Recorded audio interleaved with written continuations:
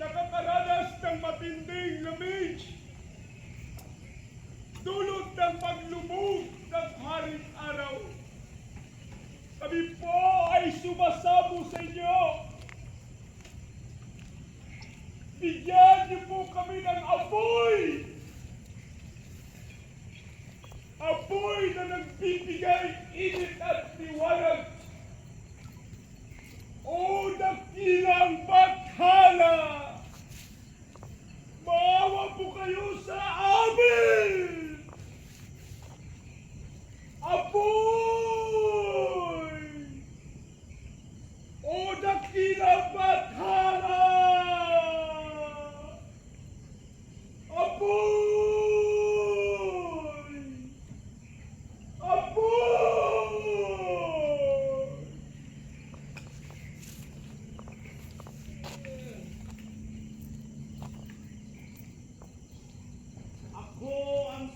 Mula sa silangan, nasugo ng dakilang bathala. Dala ko ang apoy na galing sa langit na maghahatid ng magandang balitang nagsasaad ng tatlong tungkulin sa pangako ng scout. Ang tungkulin sa Diyos at sa bayan, ang tungkulin sa kapwa at ang tungkulin sa sarili.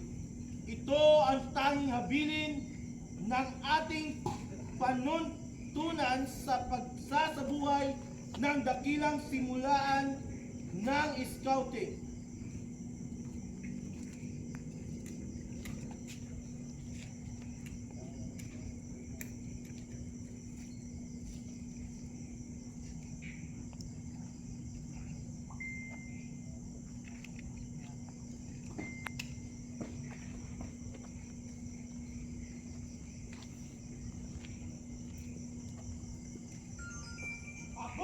Ang Espiritong nagmula sa kanluran, handog sa inyo mula sa dakilang hinubay, ang apoy na sumasagisag sa mga katangian ng mga ninuno upang gawin nating batayan sa ating pagiging tunay na scout.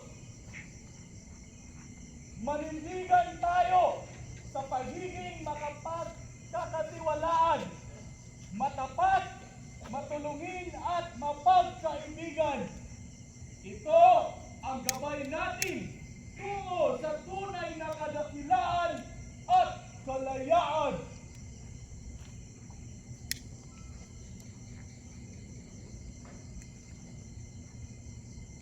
Ako ang Espiritong nagbuhat pa sa hilaga.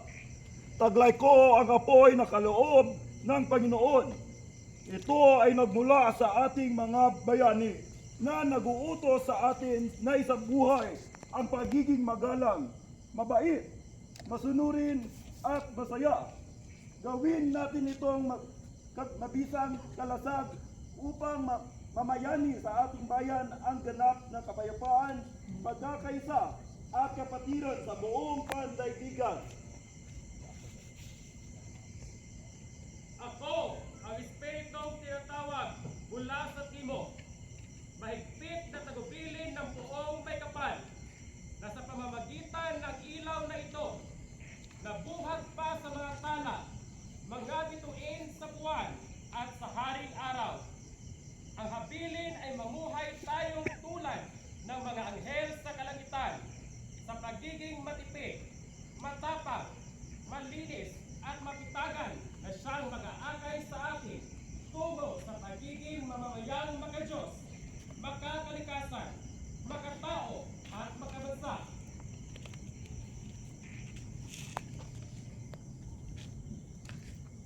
Forward.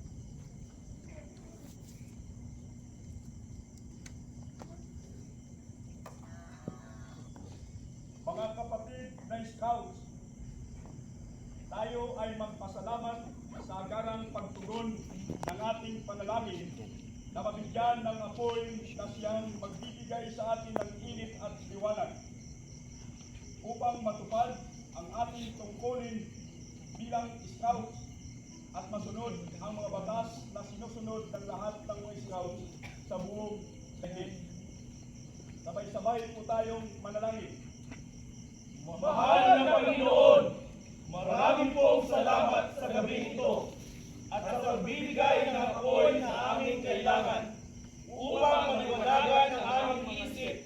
sa mga simulain ng scouting. Kami po ay nangangakong gawin ang buong makakaya upang tumupad sa aming tungkulin, sa iyo, aming Diyos, at sa aming bayan, ang Republika ng Pilipinas, at sa aming kapwa-tao, at maging sa aming mga sarili. Kami rin po ay nangangakong sundin ang mga batas ng Scout na aming natutunan.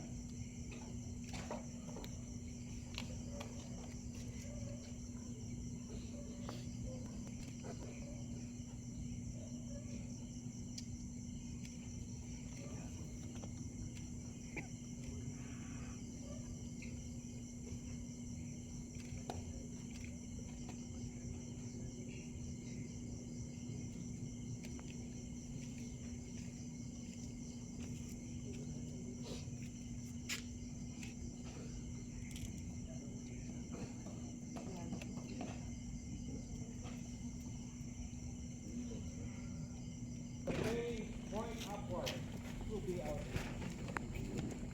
As the red flags glow to be our inspiration. As the gray ashes fade away to be our church habit. As the flame warm the circle, may the scout ideas warm the whole world. From north to south, from east to west, I now declare the campfire open.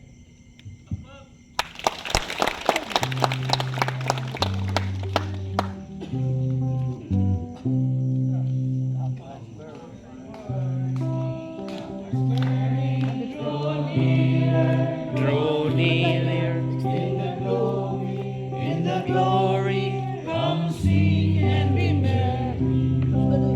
Let's burn, draw near in the glory, come sing and be merry.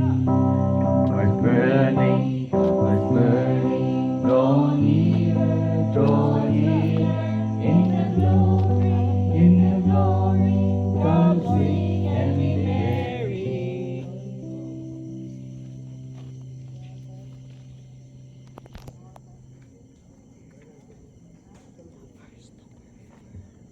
Parang nakamsi, nais ko pong ipakita sa inyo ang daloy ng ating programa.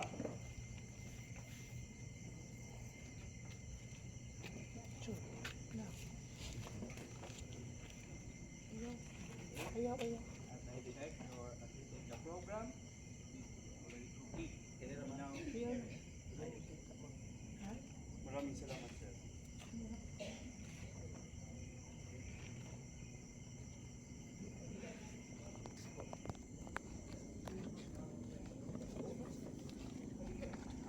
And good memories are made around the campfire. The campfire is where magic happens, where dreams are shared and wishes come true. Good morning, troop! Good morning, crews! Good morning, everyone! And welcome to the Brotherhood Campfire Program of our Basic Training Course 2023. This is Krishna Inventor. This is Alj Guban, and we are your Masters of Fire for today. To officially begin our Brotherhood Campfire Program, let us have the introduction of the Board of Judges of the Call, Yell, Song, Comical Skit Competition. Starting off with of the troop. Our first judge is Scout Leader Raymond Christopher Ong. Our second judge is Scout Leader Gino Desierdo. And the chairman of the Board of Judges, Scout Leader Ricardo Laparan. Okay, I have the honor to present to you the Board of Judges for the outfit. Our first judge is Scout Leader Virginia Tam.